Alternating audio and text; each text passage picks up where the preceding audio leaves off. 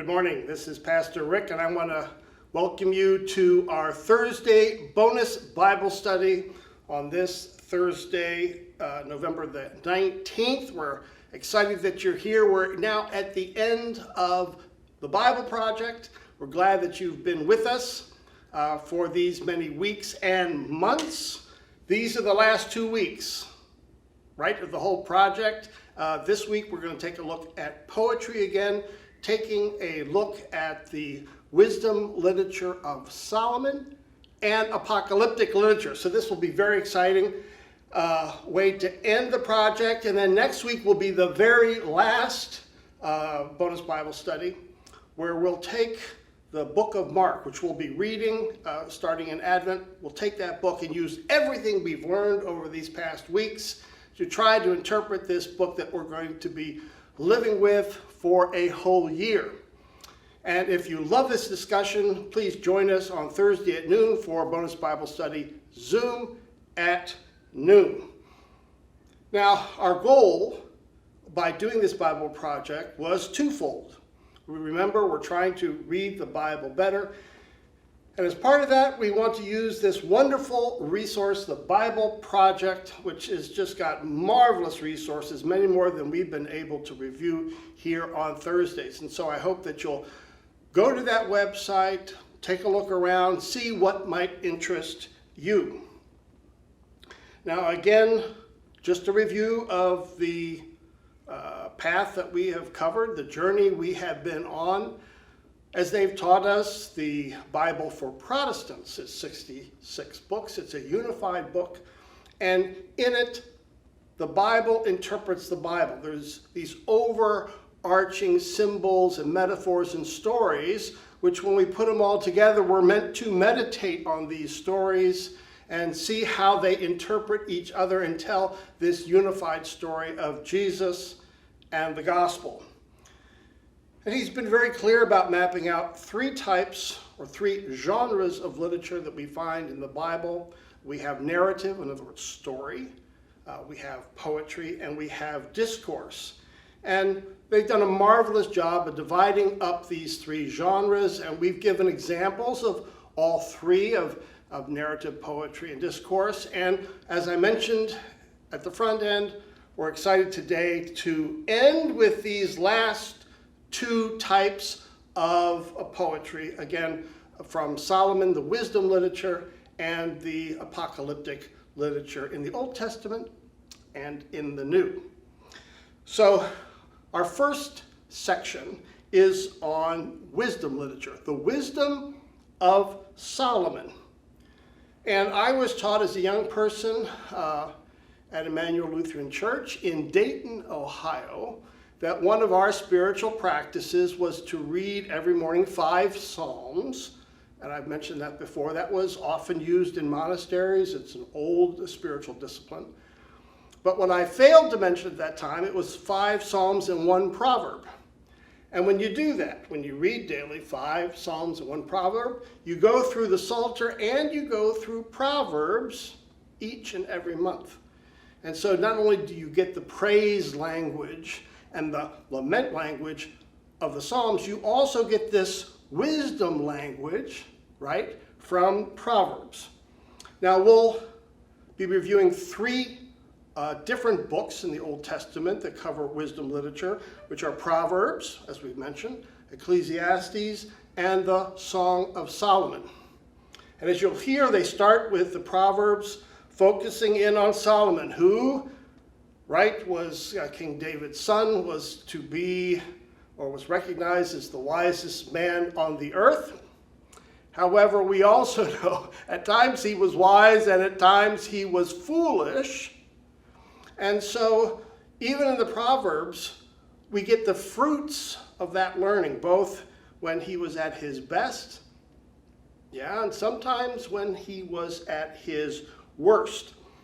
And they do a brilliant job of saying that to understand Proverbs, it's basically that Solomon wants to take us back to the Garden of Eden, where we're facing that tree of life, which was to choose wisdom, to choose to trust in God's voice, because the fear of God is the beginning of wisdom. But of course, Adam and Eve chose their own wisdom, their own voice instead of God's, and that's part of the downfall, not just of Adam and Eve, but of Solomon as well. So that helps us frame this beautiful text in Proverbs. We also have Ecclesiastes, and there he will talk about the disappointments of life. And there's this painful realism that comes in Ecclesiastes, where you get the upside of life, but you also get the downside. And here you've got this balancing act, and I think you have the depth of wisdom, the depth of Solomon's experience then being displayed throughout this book. And then finally, we'll move to the Song of Solomon, which is a love story. It's somewhat erotic. It's considered love poetry in Jewish literature. The old tradition said you had to be of a certain age in Israel before they would allow you even to read the Song of Solomon, because it describes wisdom as a woman, and it's framed within a vineyard. And like the typical love story, right, the man is chasing the woman. Here, it's almost the opposite, right? That wisdom, this beautiful woman, is actually chasing the man. And that's a beautiful image of how God is chasing after us. God is coming after us, wanting us indeed to embrace him, to embrace wisdom, because, again, like Adam and Eve, we are called to rule, to govern the earth, and we are to do so with God's wisdom. So, in many ways, these three books of wisdom are trying to encapsulate the whole biblical story. Remember, we said the Bible is a library of 66 books, and here this wisdom literature is trying to bring much of these themes together, starting from the Garden of Eden, and we'll see moving through the New Testament to embrace Jesus as the wisdom of God. So we begin with poetry, the wisdom of Solomon. Enjoy. In the story of the Bible, King Solomon was the wisest ruler that Israel ever had. And there are 3 books in the Hebrew Scriptures connected to him: Proverbs, Ecclesiastes, and the Song of Songs. They pass down the legacy of Solomon's wisdom, but in a surprising way. So let's talk about how to read the books of Solomon. Okay, to really appreciate the story of Solomon's wisdom, we have to go back to the Garden of Eden. Where God created humanity, male and female. Right, Adam and Eve. And God commissions them to rule the world together in intimacy and love. Kings and queens of creation. Now, in order to rule, you need to be wise. And the humans have a choice about how to gain wisdom. Yeah, they could live by God's wisdom, which will lead to life. Or they could become wise in their own eyes. And that's what they choose, to take the knowledge of good and bad into their own hands. And immediately, the intimacy between man and woman is broken. They hide their bodies from each other and then from God. Their choice leads to division and death. But the story holds out hope for a future human who will make the right choice and rely on God's wisdom. Like King Solomon. He prayed that God would give him the knowledge to know good from bad so he could rule with true wisdom. Exactly. He reverses the failure of Adam and Eve, and it leads to abundance. In Solomon's day, every Israelite sat in peace under their own fruit tree. Oh, it's like he's creating Eden. Well, for a while.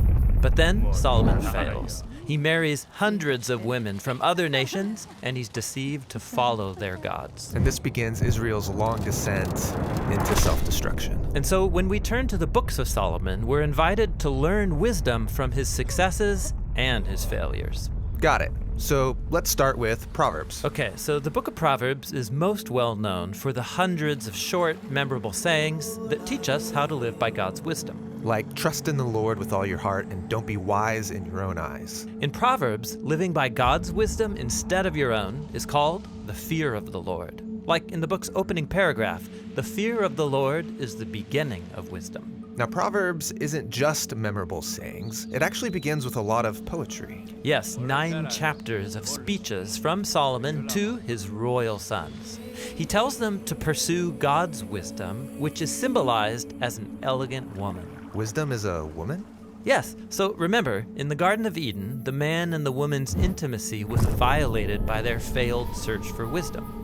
But now in Proverbs, humans who reunite with God's wisdom become what Adam and Eve failed to be, wise human rulers. Proverbs 3 even says that when we embrace Lady Wisdom, we're taking hold of the tree of life. Now, we're the ones in the garden. Exactly. Proverbs is saying that every day we all stand before the tree with our own choice to make. And Solomon urges us, choose wisdom and life. Got it. So, how does Ecclesiastes fit into Solomon's story? Well, in this book, it's like we're meeting Solomon near the end of his life, and he offers some sober reflections. Life is hevel. That's the Hebrew word for vapor or smoke, which is unpredictable and uncontrollable. And he's constantly talking about life under the sun. That is, life outside of the garden, how it's confusing and difficult. Right, even when I live by God's wisdom, life can be full of disappointments. Leading up to the ultimate disappointment, your own death. That's depressing.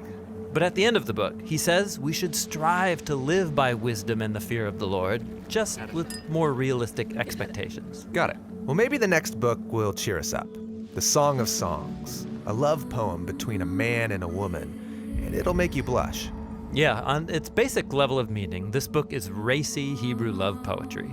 But remember, in Proverbs, humanity's pursuit of wisdom was portrayed with the symbolism of a man pursuing a woman in a garden. But in this song, it's the woman who's searching and longing for her lover. Yes, it's a poetic image of Lady Wisdom pursuing us so that we can have life. In fact, the song ends with a poem about how this lady's love is more powerful than death itself. So the song works on 2 levels. It's celebrating humans' desire for intimacy, And saying that that desire points to humanity's ultimate purpose, to be united with God and His wisdom. so we can rule, united with each other. Exactly. This is why the song ends with the man and the woman united in love under a fruit tree. So the story of Solomon and these 3 books invite us to see ourselves within the whole biblical story. Yes, they're about how God designed all of us to rule the world by His wisdom, so that we can all find true life.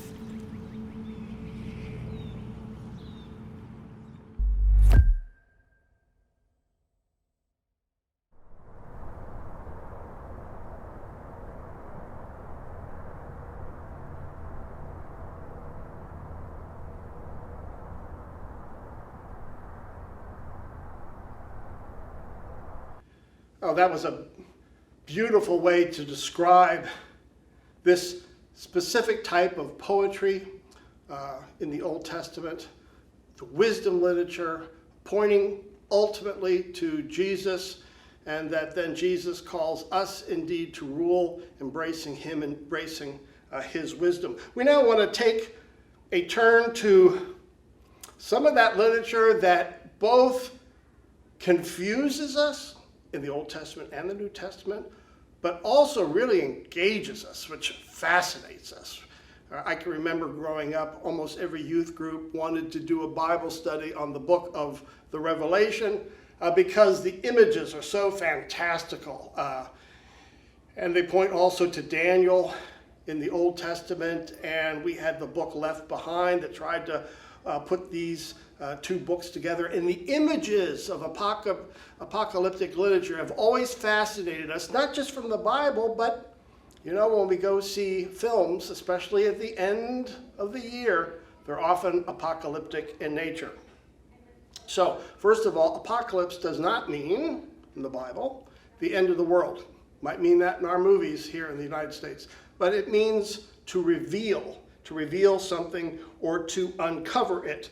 And so God is pulling back of creation. It's like we're looking into the heavens to see the things that really are. We have this fuzzy vision. God pulls back the curtain, and we get this different perspective now on what God is doing in the world. So an apocalyptic vision would be like Isaiah, he'll point that out, who gets this vision of God in God's temple in the heavens. Or Paul, remember, who was Saul, got knocked off the horse and catches this vision that here he was killing Christians, trying to serve God, and he was actually doing the exact opposite of what God wanted him to do. So that each of them, Isaiah and Paul, has an apocalyptic vision. But certain literature in the Old Testament and the New, like Daniel, like the Revelation, the whole book is this elongated vision, this revealing, this uncovering. And so we have Daniel with these fantastical symbols pointing to the role of the Son of Man. And in the book of Revelation, again, we have this divine throne room where we see the Lamb of God. And what the Bible is expecting then is we take a look at these books in light of the other books in our library, and we compare the symbols. We see how they interpret one another. For example, they talk about these three stories here of the seven structures, seven-part structures. Each again are pointing to other symbols and images and stories in the Bible. But they keep reiterating this point, and I'll end with this, is in using this literature, apocalyptic literature, we're trying to give someone a heavenly perspective on their earthly situations, right? A heavenly perspective on their earthly real situations. And so with that in mind, we close out all of our literature with poetry and apocalyptic literature. Please enjoy. It's the end of the world. The moon turns to blood, mountains crumble, mutant locusts swarm. These are just some of the strange images we find in parts of the Bible called apocalyptic. And while most people think the biblical word apocalypse means the end of the world, it actually doesn't mean that at all. So let's talk about how to read apocalyptic literature in the Bible. So wait, the apocalypse doesn't mean the end of the world? No, apocalypse is a Greek word that means to uncover or reveal. An apocalypse is when you suddenly see the true nature of something that you couldn't see before. Because I don't always see things the way they really are. Right. We all develop familiar ways of seeing the world that can limit or blur our vision. So an apocalypse is like a revelation. Right. Now, in the Bible, an apocalypse is when God pulls back the curtain to show someone what's really going on in the world from a divine perspective. For example, take Isaiah the prophet. He's suddenly transported in a vision into God's throne room. Oh right, he's in God's temple, described as a bridge between heaven and earth. And there, God gives him a divine perspective on Israel's past, present, and their future. So that Isaiah can bring challenge and comfort to God's people in his own day. Or think about the Apostle Paul, who was trying to stop the movement of Jesus, but then he gets stopped in his tracks by a vision of the risen Jesus himself. Yeah, he realizes that he's fighting against the very thing that he's been hoping for, and it changes the course of his life. So these apocalypses give people a heavenly perspective on their earthly situation, and they can give hope, or they can challenge you. Or make you change everything. Now, those are biblical stories about people having an apocalypse. There are also whole sections of biblical books where a prophet describes extended apocalyptic dreams and visions. People call this apocalyptic literature. And reading these dreams and visions is difficult. I mean, they're filled with strange images. Like, let's take Daniel. He sees ferocious beasts coming up out of a dark sea, trampling people on the land. And then a character called the Son of Man is exalted to rule the world. What is going on? Yeah, apocalyptic literature is written in a poetic, imaginative style, and it's packed with symbolism. How can I know what these symbols mean? Well, first, by studying the rest of your Bible. Apocalyptic imagery is based on biblical design patterns that begin in the book of Genesis and then develop throughout the Bible. Like the chaotic sea in the first sentences of the Bible that God tames but doesn't eliminate as he orders creation. And so the sea becomes an image of danger, death, and cosmic chaos. And the dry land, which comes out of the sea, is the safe, ordered place where humans are supposed to rule as God's image. Yes, and also on the land are beasts that humans are supposed to oversee. But keep reading, and the humans are deceived by a beast. And start acting like violent beasts. Exactly. Now, sometimes a prophet will tell you what a symbol means. Like in Daniel, we're told those beasts symbolize violent human kingdoms. But more often, the authors just assume you know how to trace an image through the biblical story to understand its meaning. Now let's look at the last book of the Bible, the Revelation, because it's one really long vision. The whole thing is an apocalypse. Yeah, and it works the same way. It begins with John the visionary transported to God's throne room, where he sees the risen Jesus as the exalted king of the world. But Jesus is depicted as a bloody lamb. Right. It's a design pattern showing how Jesus is the sacrificial lamb from Israel's Passover and from the Day of Atonement. He gave his life for the sins of the world. And then John sees the ultimate beastly dragon, that spiritual power that energizes violent earthly empires. It's cast out by Jesus, the world's true king. Yeah. Now that reminds me, when I read the Revelation, I'm struck by all this cosmic destruction and violence. I mean, it happens over and over and over. Yeah, in the Revelation, there are 3 7-part cycles of God's judgment, and it's another design pattern that connects together the stories of the flood, the 10 plagues on Egypt, and the exile to Babylon, and even more. These are moments when humans unleash so much violence and death into the world that God hands them over to self-destruction. It's like a reversal of creation in Genesis chapter 1, as God allows the world and humans to sink back into darkness and disorder. That's sobering. It is. But remember, in Genesis 1, God overcame darkness and chaos with his light and light. And so too in the Revelation. The death of Jesus and the death of the world as we know it is the pathway into the renewed creation that began with the resurrection of Jesus. And so while the Revelation feels like the end of the world, It's actually about the beginning of the renewed world, where heaven and earth are reunited and God's human images rule all creation in the love and power of God. okay, this is a lot to take in. It is. And there's a lot in these books that is still hard to understand, but the purpose of Apocalyptic is really clear: to give us a heavenly perspective on our earthly circumstances so that every generation of God's people can be challenged, comforted, and given hope for the future.